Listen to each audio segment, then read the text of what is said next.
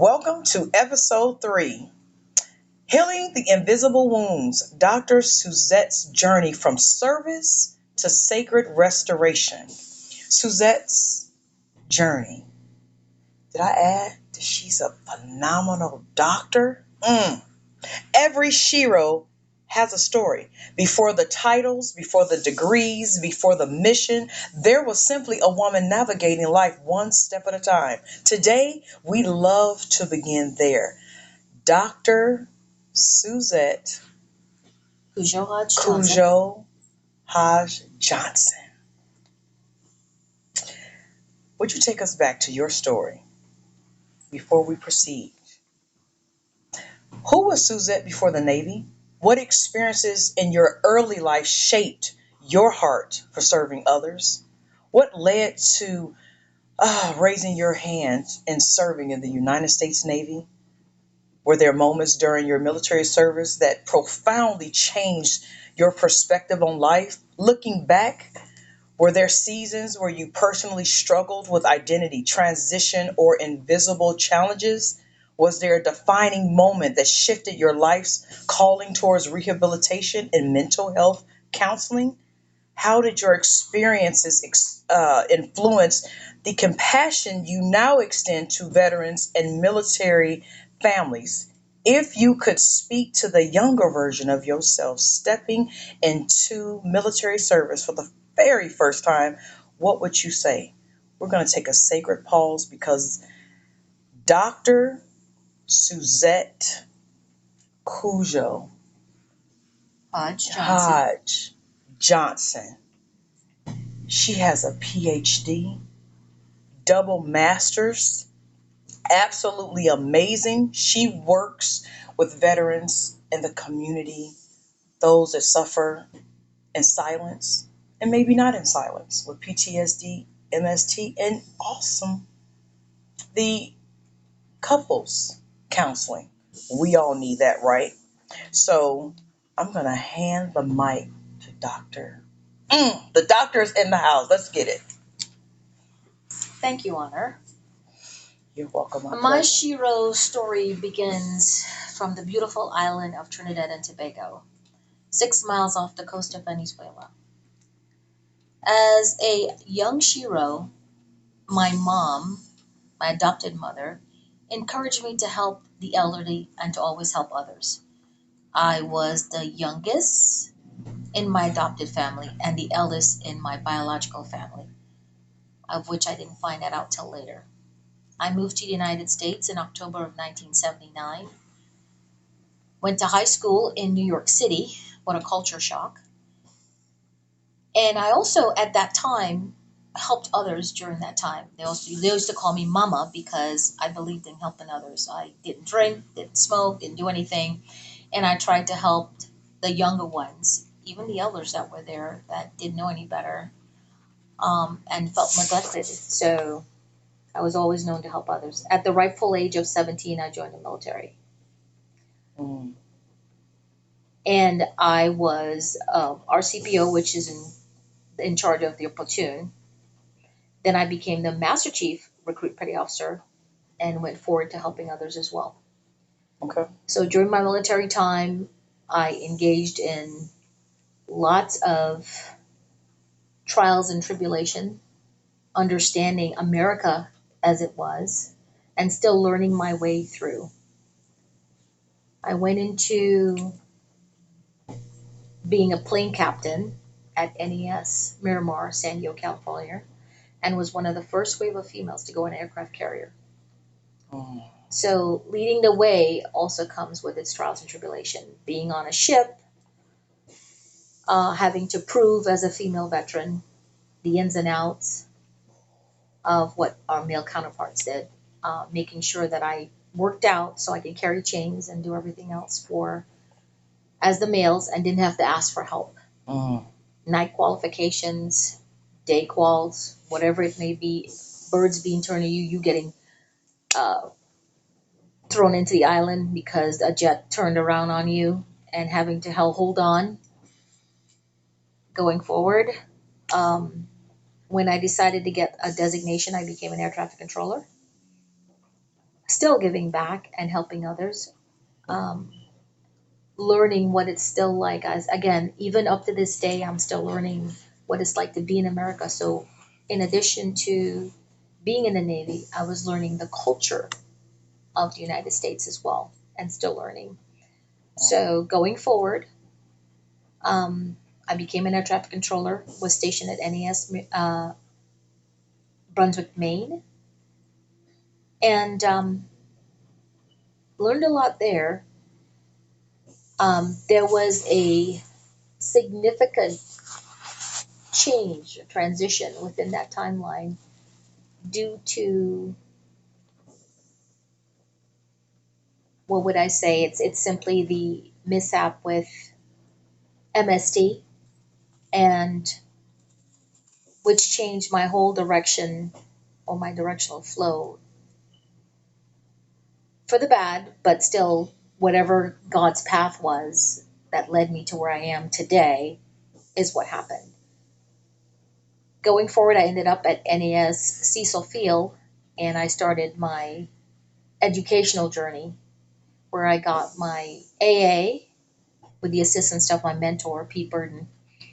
And then I moved on to my bachelor's degree in aviation management, where I was the only female in that class, because that is a field that females did not at that particular time engage with.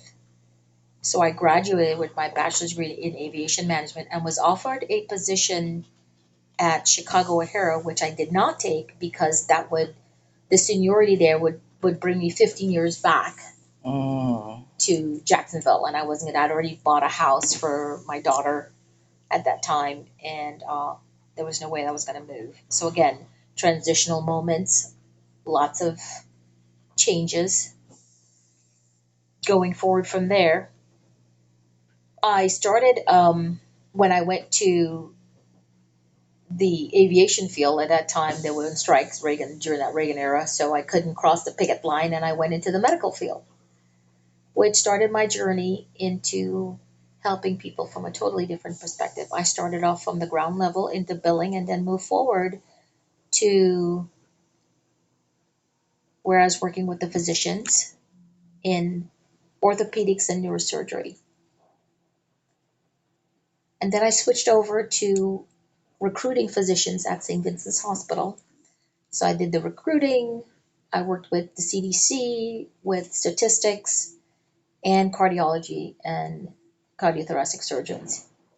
Moving from there, because due to downsizing again, was another shift 14 years later from St. Vincent's. I did another shift and now switched to the automotive, which is again totally different from aviation to medical to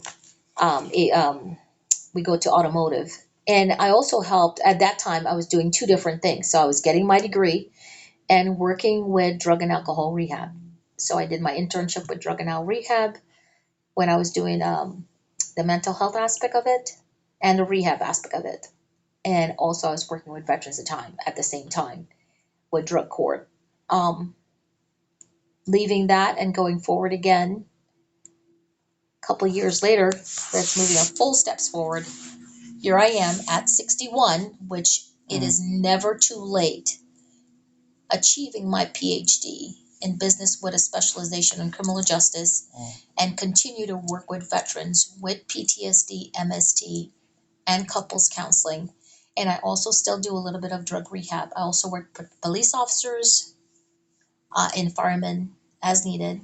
When they call, my daughter is a police officer, so she gives out my card and tell them they can call me. And I've taken 2 o'clock calls, 3 o'clock calls. I will never deny a veteran or police officer or a fireman the needs, their dire needs at that time. I've heard a lot of stories from death to children to crisis that they're going through, the crisis of the veterans thinking about suicidal ideation, suicidal intent, and it's been quite a journey. Has it been rewarding? Quite so. Would I do it again? Absolutely. Are there things I would have changed? Yes. But then that comes from not only a spiritual perspective, but educational perspective, what I would simply do is my traveling aspect. My life, I will never regret anything that I've done. What I've been through makes me stronger now to what I am. And that's where that Shiro aspect of it comes from. Because the Shiro in me has gotten me where I am, to where my education has taken the greatest part of me. Where my sisters now have to call me Dr. Suzette Codjoe-Hodge. So that is the slick part of it. But in that, the honor of being able to help my fellow veterans and not ask for anything, because this is what I do from my heart, and I give back. So whenever they have anything that's needed, I will give back to not just the females, but my male counterparts. Whatever is needed, I give back and help out. So that kind of is the baseline of my story. And I do write poetry on the side to keep my sanity going, which one of these days I'll give back to the podcast. A couple of so I have 3 published poems with 1 composition from thisibelieveit.com. That's also there. I'm also in the Library of Congress with my story. My military career is in the Library of Congress, and also my dissertation is registered in the Library of Congress. So going forward, if anybody ever needs my help, I'm always willing to help any veteran. My phone number for that call is 904-403-9519. Reach out anytime, day or night, and I will gladly give back. Thank you for this opportunity, Honor, to help our Shiros reach Yes. their goals in life. It is never too late to reach your goals, to travel, to engage. And your journey is what it is, and you just have to accept it, embrace it, and keep going forward. Keep that head high and keep going forward. Outstanding, and thank you so much, Dr. Suzette Codjoe-Hodge Johnson. Just reminded us that healing is not the absence of pain. It is the courageous decision to keep moving toward wholeness despite it. Through her personal journey of military service, her commitment to mental health, and her life's work supporting those affected by PTSD and military sexual trauma, she demonstrated that our deepest wounds do not have to become our final identity. Instead, they can become the birthplace of compassion, purpose, and transformational leadership. Her story is a testament that resilience is not about never breaking. It is about rebuilding with greater wisdom, deeper empathy, and renewed purpose, whether wearing the uniform or serving in the counseling room. Dr. Suzette has continued answering the call to serve by helping others reclaim hope, restore relationships, and rediscover the strength that has always lived within them. To every veteran, every military spouse, every survivor, and every woman carrying battles that no one else can see, may today's conversation remind you that asking for help is an act of courage. Healing is not a destination, but a lifelong journey. And your story is far more over. As we close, remember this: your scars are not evidence that life defeated you, they are evidence that you endured, adapted, and are still landing. And you're still standing very, very tall.